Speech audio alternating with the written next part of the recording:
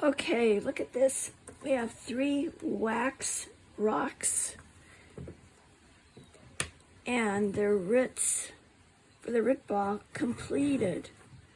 And there's different amounts of wax on here because this is a larger root ball that goes to this type of piece of kelp, which is really big. You can see it there.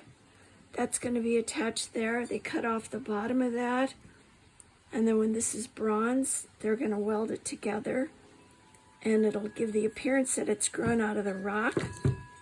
And this one has the little fish Garibaldi on it already welded, and she is going to be welded on here like that.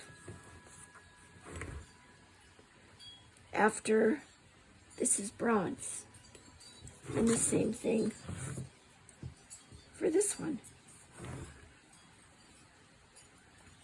So there you go. That's how it's done. These have to be poured in bronze, and we're done.